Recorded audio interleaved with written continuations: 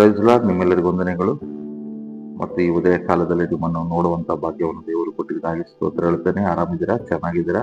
ಯೇಸು ಕ್ರಿಸ್ತ ನಾಮದಲ್ಲಿ ಮತ್ತೊಂದು ಅವತ್ತಲ್ಲಿ ಪ್ರೀತಿಯಿಂದ ನನ್ನ ವಂದನೆಗಳನ್ನು ಸಲ್ಲಿಸ್ತಾ ಇದ್ದೇನೆ. ಸಂತೋಷಕರವಾಗಿ ನಾವು ನಿಮಗೋಸ್ಕರ ಪ್ರಾರ್ಥಿಸ್ತಾ ಇದ್ದೇವೆ. ನಿಮ್ಮೆಲ್ಲ ಕುಟುಂಬಗಳಿಗಾಗಿ, ಸಬ್ಸ್ಕ್ರೈಬರ್ಗಳೆಲ್ಲರಿಗೋಸ್ಕರ ಪ್ರಾರ್ಥಿಸ್ತಾ ಇದ್ದೇವೆ.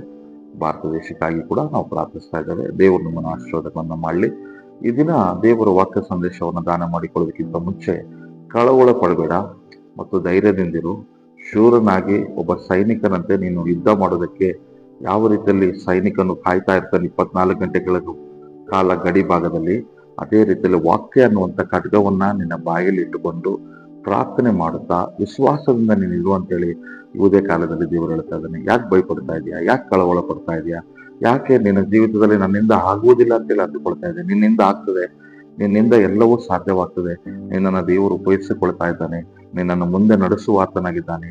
ನೀನು ಅಂದುಕೊಳ್ತಾ ಇದೆಯೇ ಇಲ್ಲೋ, ನನ್ನಿಂದ ಏನೂ ಆಗುವುದಿಲ್ಲ, ನನ್ನ ವ್ಯಾಪಾರ ಗೆಲ್ಲುವುದಿಲ್ಲ, ಅಥವಾ ನಾನು ಮಾಡುವ ಪ್ರತಿ ಕೆಲಸ ಕಾರ್ಯಗಳಲ್ಲಿ ಜಯ ಹೊಂದಿಕೊಳ್ಳಲ್ಲ ಅಂತೇಳಿ ಕಳವಳ ಪಡಬೇಡ. ದೇವರು ನಿನ್ನನ್ನು ಹೆಸರಿಡಿದು ಕರೆದಿದ್ದಾನೆ. ನೀನು ತನ್ನ ಮಗಳಾಗಿದೆಯಾ, ತನ್ನ ಮಗನಾಗಿದೆಯಾ? ಆದ್ದರಿಂದ ನಿನ್ನನ್ನು ಬಹಳವಾಗಿ ಪ್ರೀತಿ ಮಾಡ್ತಾನೆ. ಭಯಪಡಬೇಡ, ವಿಶ್ವಾಸವನ್ನಿಡು. ನೀನು ಒಂದು ವಿಷಯವನ್ನು ಅರ್ಥ ಮಾಡಿಕೊಳ್ಳಬೇಕು, ದೇವರು ನಿನ್ನ ಜೊತೆಯಲ್ಲೇ ಇದ್ದಾನೆ. ಅದನ್ನು ಮರಿಬೇಡ. ನಿನ್ನ ಪ್ರಾರ್ಥನೆ ಕೇಳುತ್ತಾನೆ.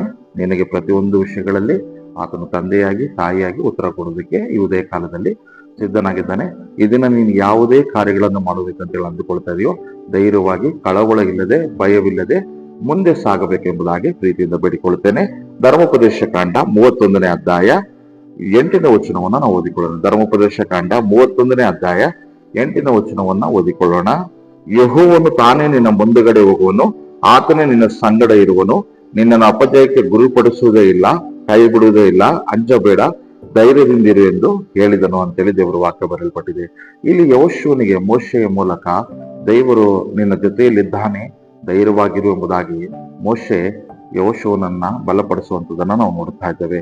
ಇಲ್ಲಿ ಇವತ್ತು ದೇವರ ವಾಕ್ಯ ಹೇಳ್ತಾ ಇದೆ, ನಾನು ನಿನ್ನ ಮುಂದುಗಡೆ ಹೋಗ್ತೇನೆ ಅಂತೇಳಿ ಯೆಹೋಶುವನಿಗೆ ಹೇಳಿದ ಹಾಗೆ ನಿನ್ನ ಜೀವಿತದಲ್ಲಿ ಕೂಡ, ನಿನ್ನ ಕುಟುಂಬದಲ್ಲಿ ಕೂಡ, ನಿನ್ನ ವ್ಯಾಪಾರದಲ್ಲಿ, ನೀನು ಮಾಡುವ ಕೈ ಕೆಲಸಗಳಲ್ಲಿ, ನೀನು ಶತ್ರುಗಳಿಗೆ ಭಯಪಟ್ಟು ಕೂತುಕೊಳ್ಳಲಾರದೆ ಇರಲಾರದಂತೆ ನೀನು ಪ್ರಾರ್ಥನೆ ಮಾಡಿ ಮುಂದೆ ಹೋಗುವುದಾದ್ರೆ, ನಿನ್ನ ಮುಂದೆಗಡೆ ದೇವರು ನಾನು ಹೋಗ್ತೇನೆ ಅಂತೇಳಿ ಹೇಳ್ತಾನೆ.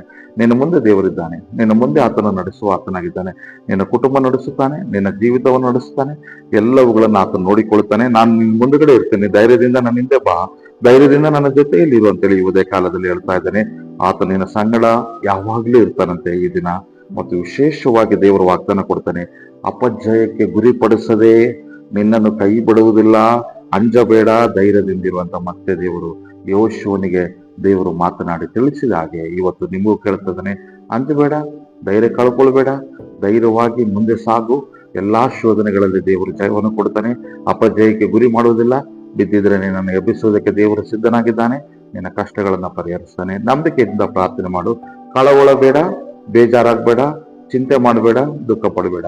ನಿನ್ನ ಪ್ರಾರ್ಥನೆ ದೇವರು ಕೇಳ್ತಾನೆ. ನಿನ್ನ ಮುಂದುಗಡೆ ದೇವರು ಈ ದಿನ ಹೋಗ್ತೇನೆ, ನೀನ್ ನನ್ನಿಂದೆ ಬಾ, ಅಪಜಯ ಆಗುವುದಿಲ್ಲ, ನನ್ನಿಂದೆ ಬಾ, ನೀನ್ ಗೆದ್ದು ಬರ್ತೀಯ, ನನ್ನಿಂದೆ ಬಾ, ಎಲ್ಲ ವಿಷಯಗಳಲ್ಲಿ ಆಶೀರ್ವಾದ ಹೊಂದಿಕೊಳ್ತೀಯ ಅಂತ ಹೇಳ್ತೇನೆ. God bless you. ದೇವರು ನಿಮ್ಮನ್ನ ಆಶೀರ್ವಾದ ಮಾಡಲಿ, ನಿಮ್ಮ ಮನೆಗಳನ್ನು ಆಶೀರ್ವದಿಸಲಿ. ಪ್ರಾರ್ಥನೆ ಮಾಡೋಣ.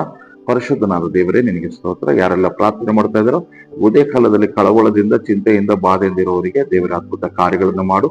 ಯಾರು ಕುಟುಂಬದಲ್ಲಿ ಕರ್ತನೆ ನಾನು ಸೋತು ಹೋಗಿದ್ದೇನೆ, ನನ್ನ ಕೈಯಿಂದ ಆಗುವುದಿಲ್ಲ ಅನ್ನೋರಿಗೆ ದೇವರೇ ನೀನು ಸಹಾಯಕನಾಗಿದ್ದು, ಅಂದು ಯೆಹೋಶುವನಿಗೂ ಇಸ್ರಾಯೇಲ್ ಜನರಿಗೆ ಮುಂದೆ ನಡೆಸಿದ ಆ ಧೈರ್ಯದ ಆದರಣೆ ಮಾತುಗಳನ್ನ ಇವತ್ತು ಕೇಳಿದವರೆಲ್ಲರಿಗೂ ಆದರಣೆಯನ್ನು ಕೊಡು, ಅದ್ಭುತ ಮಾಡು. ವಾಕ್ಯ ಕೇಳಿದ ಪ್ರತಿಯೊಬ್ಬರಿಗೆ ನಮ್ಮ ಮುಂದುಗಡೆ ದೇವರಿದ್ದಾನೆ. ನಾವು ಭಯಪಡೋದ ಅವಶ್ಯಕತೆ ಇಲ್ಲ. ಯುದ್ಧವು ಆತನು ಮಾಡುವಾತನಾಗಿದ್ದಾನೆ, ಜಯವು ಕೊಡುವಾತನಾಗಿದ್ದಾನೆ. ಸೈತಾನನ್ನು ತುಳಿದಾಕುವುದು ದೇವರಾಗಿದ್ದಾನೆ. ನಾವು ಪ್ರಾರ್ಥಿಸಿ ಆತನ ವಾಕ್ಯವನ್ನು ಕೈಯಲ್ಲಿ ಹಿಡಿದುಕೊಂಡು ಹೋಗಬೇಕು ಮತ್ತು ನಮ್ಮ ಬಾಯಿಗಳಲ್ಲಿ ಸ್ತುತಿಸಬೇಕು ಅನ್ನುವಂಥದ್ದನ್ನು ತಿಳ್ಕೊಳ್ಳಲಿ. ಈ ದಿನ ಈ ಭಾನುವಾರದ ಆಶೀರ್ವಾದಕರವಾದ ಸಾಕ್ಷಿಯಾಗಿ ಅವರು ಇರಲಿ.